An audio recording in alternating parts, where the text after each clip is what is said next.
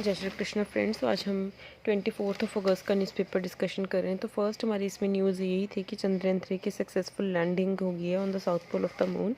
And ये unexplored जो lunar region है और वहाँ पे जो बिलीव है कि वहाँ पे फ्रोज़न वाटर मिल सकता है, तो वो डिस्कवर करेगा। इसके बाद हमारी न्यूज़ है regarding national curriculum framework for school education. It is a step forward for the implementation of the new education policy. NCF जो हमारा फ्रेमवर्क है वो इस मॉडल पे चलता है 5+3+3+4 की टेंडेंसी पर। एंड गवर्नमेंट ने अपॉइंट करी थी एक steering committee that is headed by के कस्तूरी रंगन। तो उन्होंने ही बोला था कि ये हमारा न्यू एजुकेशन पॉलिसी का मॉडल रहेगा। इसके बाद जो न्यू एजुकेशन पॉलिसी है ना are not binding on the state. मतलब ज़रूरी नहीं है कि स्टेट्स को इसको इम्प्लीमेंट ही करना पड़ेगा, उनकी मर्ज़ी है। It is states are independent of it. And new education policy also offers to the students to mix science and humanities, क्योंकि अभी 11th-12th में हम अगर हमने साइंस ही लेनी तो साइंस के सब्जेक्ट्स ही लेने पड़ते हैं। हम चूज़ नहीं कर सकते, हम ह्यूमैनिटीज़ भी ले लें। तो इसी वजह से national curriculum framework for school education के बारे में न्यूज़ थी। इसके बाद है on Madras day, that is 22 अगस्त को सेलिब्रेट करा जाता है मद्रास डे। ये भी लिखा हुआ है कि पुर्तगीज़ को डिफीट करा था इंग्लिश ईस्ट इंडिया कंपनी ने एट सवाली होल। तो इसके बारे में लिखा हुआ है। इसके बाद है young Indians and the ageing workforce. वैसे तो हमारी इंडिया की पॉपुलेशन बहुत यंग है, पर जो वर्कफोर्स में इंगेज है ना वो एज हो रही है। तो ये डाटा आया हुआ है centre for monitoring Indian economy CMIE का डाटा आया हुआ है कि यूथफुल पॉपुलेशन है, पर वो जो वर्कफोर्स में लगी हुई वो ज़्यादा एज हो रही है। तो ये काफ़ी कंसर्न है हमारे लिए जिसका डाटा है। इसके बाद to the moon and the forward. तो ये लिखा हुआ है कि अभी चंद्रयान 3 जो मून पर चला गया है हमारा।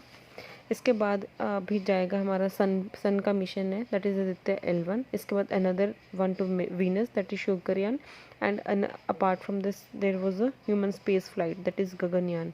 तो काफ़ी मिशंस हैं हमारे इसरो के। अगर ऐसे चलते रहे तो हमारा काफ़ी ज़्यादा ग्लोबल इम्पोर्टेंस बढ़ जाएगी। इसके बाद ये भी लिखा हुआ था आर्टिकल में निसार के regarding that is NASA ISRO synthetic aperture radar will be the first of its kind in space to systematically map earth using two different radar frequencies. दो डिफरेंट है, वो है एक L बैंड की और S बैंड की। And to measure changes in our planet surface less than a centimetre across. And it is expected to be launch in January 2024 from the Satish Dhawan Space Center, and the satellite will operate for a minimum of 3 years and NISAR will map the entire globe in 12 days. इसके बाद है हमारा time for Africa. Africa हमारा बहुत बड़ा continent है and इसकी representation global world में काफ़ी कम है। लिखा हुआ है कि Africa is home to at least 30% of the global mineral reserves, 12% of the world's oil and 8% of the natural gas. तो अफ्रीका इतना ज़्यादा बड़ा कॉन्टिनेंट है और काफ़ी ज़्यादा होम है इसका ग्लोबल मिनरल रिजर्व्स के लिए।